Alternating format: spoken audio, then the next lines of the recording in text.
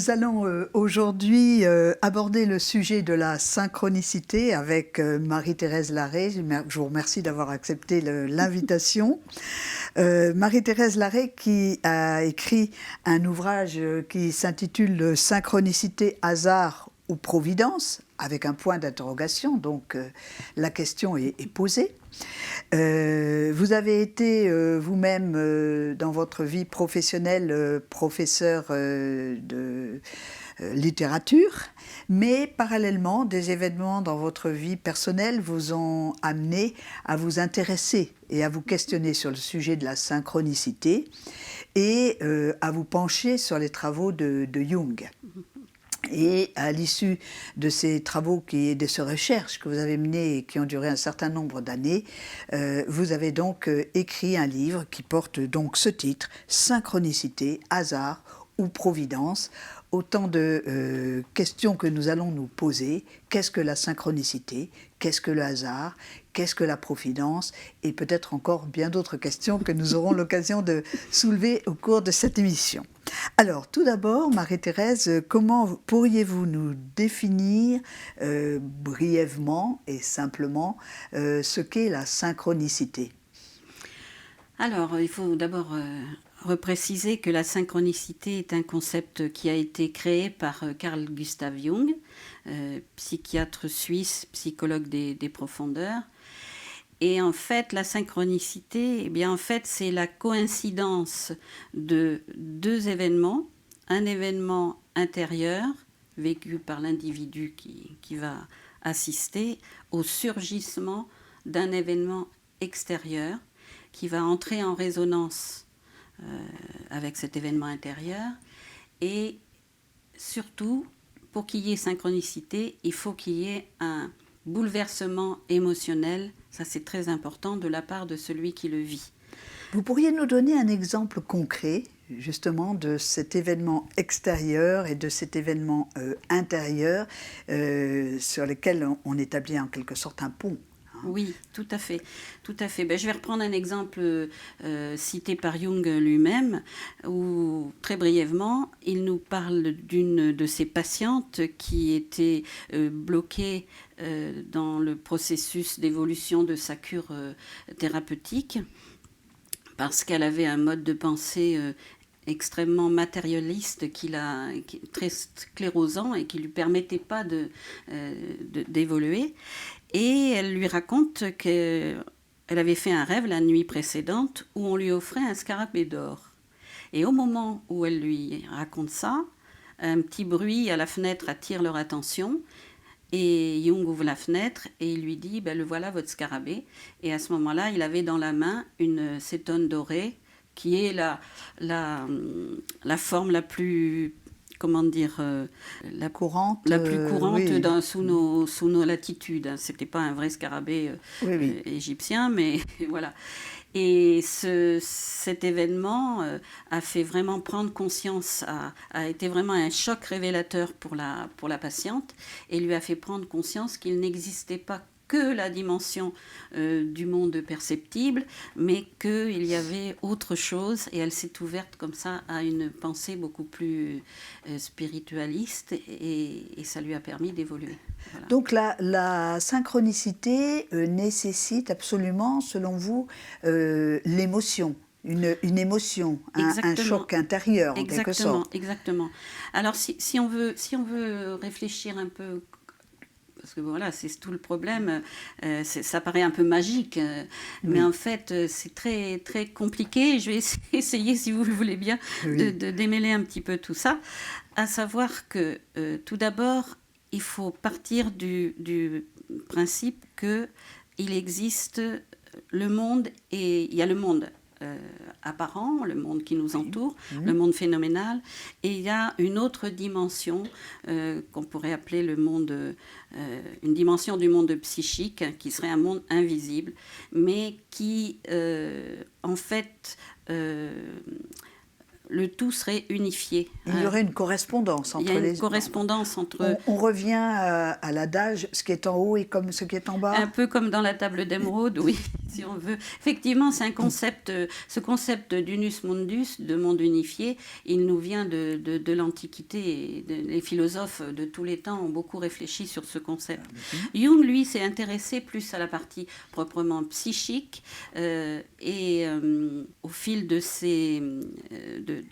sa pratique thérapeutique, il a réussi un petit peu à comprendre ce qui se passait et il a réussi surtout à expliquer, à tenter d'expliquer comment ce monde invisible pouvait nous communiquer avec nous. Ce qui veut dire donc que, si je comprends bien votre propos, que si nous vivons une chose intérieurement, elle peut trouver une explication ou une résonance dans l'ensemble du monde invisible même, oui. Pour peu que... dont nous pouvons ou pas être conscients en fonction de notre... Voilà. Alors, toute la difficulté, c'est justement le problème de transmission de l'information. Comment ça se passe? Parce qu'il y a vraiment... Pardon.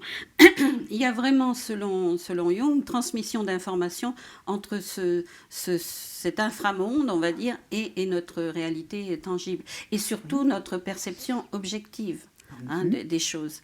Alors ça se passe en fait, selon lui, grâce à une espèce d'interface, le terme n'est pas très joli, mais qui serait le monde archétypal. Est-ce que ces archétypes correspondent à des idées, des concepts qui existent en soi, dans l'absolu? C'est des modèles de forme imaginale. Voilà. J'ai cherché voilà. Mais qui existent en soi. Ça n'est pas quelque chose que nous interprétons, c'est quelque chose qui existe. Qui préexiste à l'être humain. Oui. Parce que ça s'est constitué au fil de l'évolution. Et d'ailleurs, Jung fait remonter depuis l'évolution animale. Dans la chaîne évolutive, il y a eu d'abord l'instinct animalier, qui a permis l'instinct de survie, par exemple.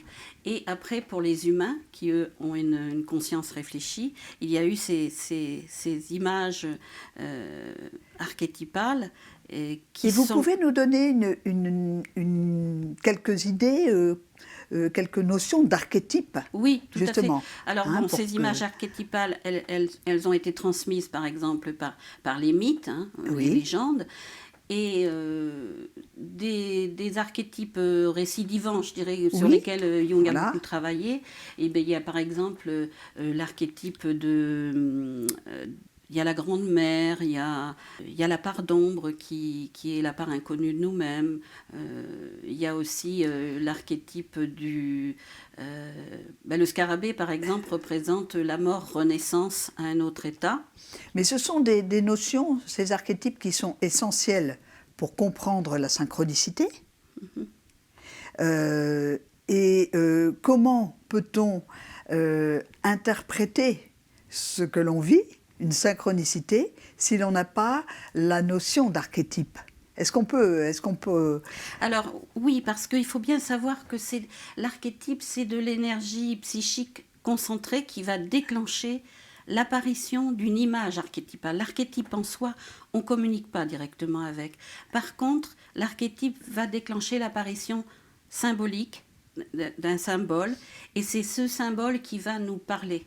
D'accord, comme on reprend l'image du scarabée dont vous nous avez parlé tout à l'heure, quelqu'un qui ne connaîtrait pas la notion de l'archétype correspondant va cependant sentir une résonance en voyant le scarabée par rapport à son expérience personnelle. Voilà, ça va déclencher, même si on n'est pas un expert et qu'on n'a pas les connaissances de Jung. Voilà, exactement, parce que ça se fait de façon intuitive, c'est-à-dire que c'est quelque chose qui va... Le symbole... qui va apparaître, va entrer en résonance avec le conflit intérieur de la personne. Parce que souvent, on vit des phénomènes de synchronicité. Il faut le savoir quand on est souvent en période de conflit intérieur. De trouble. De trouble intérieur, de perturbation. On se pose des questions auxquelles on n'a pas les réponses, ou on vient de vivre quelque chose de dramatique qui nous a profondément perturbés, etc.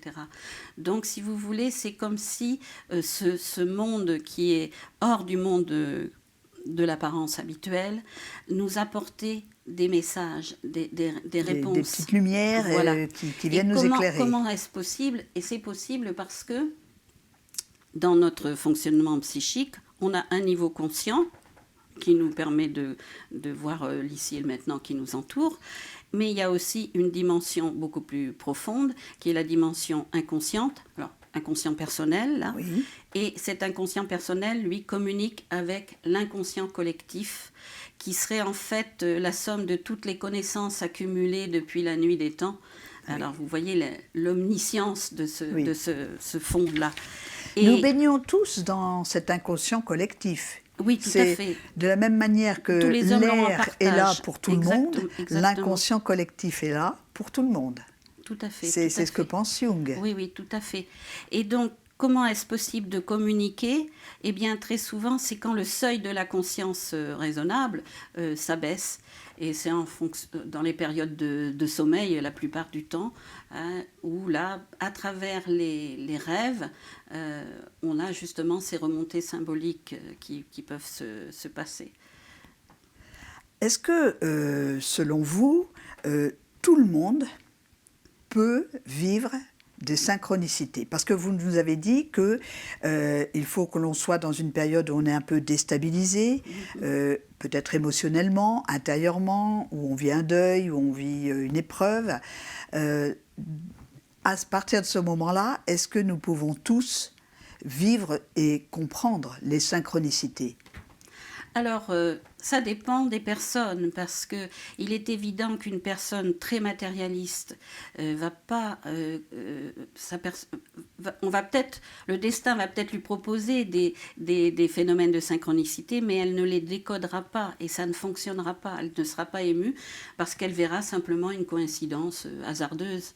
Alors qu'en fait, si c'est vécu comme une synchronicité, ça doit vous bouleverser. Mais pour ça, il faut avoir une ouverture d'esprit qui fait qu'on va se poser des questions en dehors des apparences. Donc pour vous, la coïncidence, c'est une synchronicité à laquelle nous ne donnons pas le sens qu'elle a. Voilà. Alors il peut y avoir aussi des coïncidences qui sont...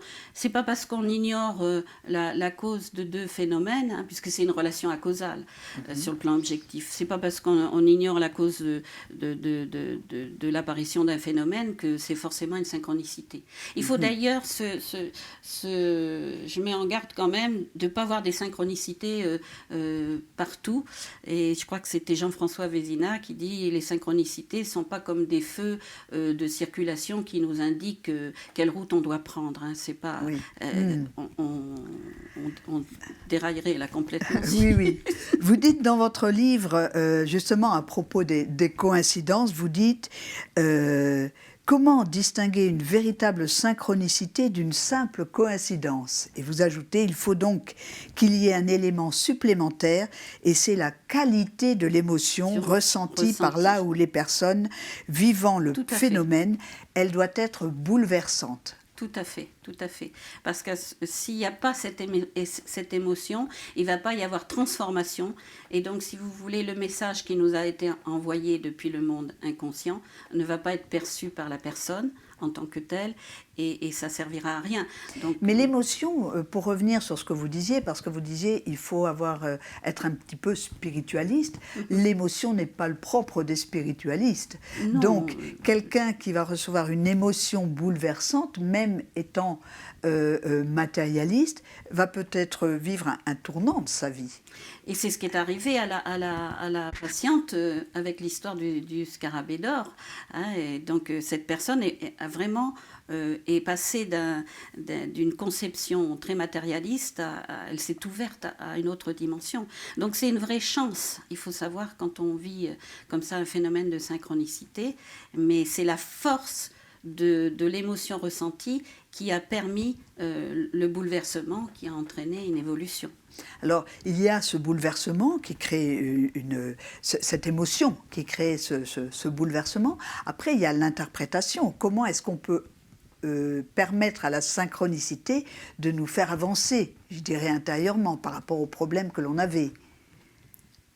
En fait, il ne faut pas chercher, je crois que ça serait se fourvoyer que chercher Il y a une interprétation a posteriori, c'est vrai. Là, dans le cas présent, le thérapeute d'ailleurs a dû aider la patiente à bien comprendre ce qui s'était passé. Mais je pense que la réponse, elle et l'évolution suscitée, elle se fait de façon intuitive. Donc en fait, la meilleure façon, je dirais, de s'ouvrir aux synchronicités qui sont offertes à tout homme en partage. Faut-il encore qu'on ait des oreilles pour entendre, comme on dit, hein, parce que on peut nous envoyer tous les messages qu'on veut. Si on se bouche les oreilles, on les entendra pas. La meilleure façon, c'est de savoir communiquer avec sa propre intuition, de savoir aussi analyser intérieurement ce qu'on ressent. C'est le connais-toi toi-même hein, des spiritualistes, justement, et savoir faire le départ entre si c'est vraiment quelque chose d'important et si c'est une vraie synchronicité, et si autrement c'est simplement quelque chose une coïncidence de deux événements, c'est pas toujours porteur de message. Alors revenons au titre de votre livre, Synchronicité, hasard ou providence. Alors, quelle différence faites-vous entre hasard et providence? Alors, le hasard, le mot hasard, d'ailleurs, voulait dire le jeu de dés, hein, c'était un mot arabe qui signifiait ça. Et en fait, c'est quelque chose qui n'est pas prévisible. Voilà, ça c'est une réalité, des choses peuvent arriver qu'on n'ait pas prévues. C'est le hasard, il n'y a pas d'intentionnalité particulière derrière. Voilà. Par contre, la providence, et là c'est une notion spiritualiste qui comment dire, induit une intentionnalité derrière ce qui arrive. Une destinée presque? Alors, oui. C'est lié à une destinée, la providence? Oui. Après, c'est un autre. On aborde un autre sujet là, mais voilà, la grande différence entre quelque chose qui est une coïncidence. J'en reviens à la synchronicité, une coïncidence hasardeuse et une vraie synchronicité, c'est que dans le cas de la synchronicité, il y a eu une intentionnalité de ce monde invisible à nous envoyer un message pour nous donner une réponse à une question qu'on s'est posée. Voilà. Et donc, si on parle d'intentionnalité, il y a transmission d'une information. Il y a un message qui nous est délivré.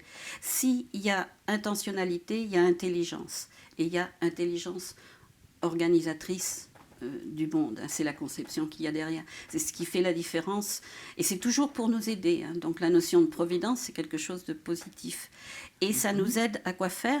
Ça nous aide à vraiment être à notre place, à remplir tous nos potentiels de vie pour être à notre juste place au sein du monde.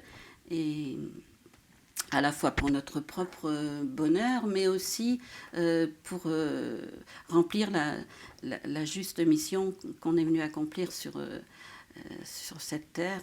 Voilà. Donc, alors, est-ce que la synchronicité est toujours source de bienfaits? Alors, en un premier temps, ça peut être difficile, hein, parce que ça bouscule. Des fois, on a une prise de conscience, hein, ça vous fait passer... voilà. Mais en final, oui, c'est toujours positif. C'est quelque chose, si vous comprenez bien le message qui est envoyé, c'est toujours quelque chose qui va vous faire aller vers plus de réalisation de vous-même. Donc, même si ça passe par des épreuves, mais c'est toujours positif, oui. Et elle nous permet nécessairement d'évoluer, la synchronicité? Si elle est bien interprétée, oui. Mais comment savoir si on l'interprète bien? Alors, vous faites bien de me poser la question. Il y a vraiment un élément qui fait qu'on est sûr qu'on a fait les bons choix suite à l'interprétation qu'on a pu faire, c'est la joie. C'est l'immense sentiment, soit de soulagement, soit de joie, que l'on ressent intérieurement quand on a pris une direction qu'on pense nous avoir été, soufflée par une synchronicité. Une synchronicité, donc, si je comprends bien, est d'une certaine manière libératrice. Tout à fait, tout à fait. Et c'est justement pour libérer la tension psychique du conflit intérieur qu'elle intervient. Est-ce qu'il faut, à votre avis, croire en Dieu pour pouvoir être réceptif à la synchronicité dans le sens où vous venez de nous l'expliquer? Croire en Dieu, je pense qu'il faut, comme je l'ai dit tout à l'heure, avoir une dimension spiritualiste, hein. Sinon c'est pas possible. Après, croire en tel Dieu ou en tel autre, je dirais pas. On n'est pas obligé d'adhérer à un credo religieux précis, hein. Mais par contre, il faut effectivement avoir cette conception de quelque chose qui nous dépasse et penser que l'univers est là pour nous épauler et pour nous accompagner, l'univers dans sa globalité, avec cette intelligence organisatrice de derrière le jeu de cartes, comme disait le philosophe. Oui. Y a-t-il, à votre avis, des âges ou des périodes de la vie plus propices à la réceptivité, à une synchronicité, ou est-ce que la synchronicité peut se présenter, entre guillemets, à tout le monde? Alors, je pense que il faut avoir une certaine maturité. Un tout petit enfant, par exemple, je pense qu'à mon avis, il ne va pas vivre en conscience. Il faut déjà avoir quand même une conscience bien organisée dans le monde de l'ici et maintenant. Après, une histoire d'âge, ça peut arriver même à des jeunes personnes, hein, et peut-être que on est plus attentif, plus réceptif quand on a commencé à prendre de l'âge. Peut-être aussi parce qu'on est moins... On a plus de temps pour être réceptif aux messages qui nous sont communiqués. Et ça, c'est une chose que je voudrais dire, c'est que peut-on susciter les synchronicités? Je pose pas le problème comme ça. En tout cas, on peut apprendre à être plus réceptif en prenant le temps. En prenant le temps de méditer, en prenant le temps au moins de se reposer un moment dans la journée. Donc les personnes... Donc c'est cela, il y a une manière, on peut apprendre à développer notre capacité Tout à fait, on peut percevoir éduquer, les synchronicités. On peut s'éduquer à percevoir les synchronicités. Et quels sont les principaux outils alors à utiliser pour cela? De prendre le temps de vivre le moment présent, de ne pas se laisser en permanence encombrer par des activités. Alors c'est pour ça les personnes qui sont dans le monde professionnel, par exemple, ont moins de temps, c'est sûr, mais chaque jour, il faudrait prendre un petit moment pour faire le calme, être là que pour soi-même, tranquille, et bon, soit méditer, soit simplement... prendre ces moments de rêverie et de contemplation des beautés qui nous entourent. Et je pense qu'à ce moment-là, petit à petit, on devient plus réceptif aux messages c'est là qu'on a les bonnes idées, les bonnes intuitions. En conclusion, nous vivons donc peut-être des synchronicités de façon répétée, multipliée, sans que nous en soyons conscients. Et il faut donc que nous nous ouvrions un peu plus à ce monde invisible, en quelque sorte, qui est présent, qui nous parle, pour vivre nous-mêmes différemment. Voilà, pour essayer de trouver... C'est des aides à trouver le juste chemin qui doit être le nôtre. Merci Marie-Thérèse Larrey. Je rappelle le titre de votre ouvrage, Synchronicité, hasard ou providence, paru chez Diffusion Traditionnelle. Il y a beaucoup d'autres très bons ouvrages qui sont sortis sur le sujet, y compris dans un domaine que nous n'avons pas évoqué aujourd'hui, mais celui de la physique quantique qui s'intéresse aussi. Oui, tout à fait. Il y a des notions qui ont corroboré la notion d'unus mundus, là, de monde unifié. Les physiciens quantiques, notamment avec les notions d'intrication et de non-localisation, ont vraiment corroboré ces théories de Jung. Merci Marie-Thérèse. Merci à vous.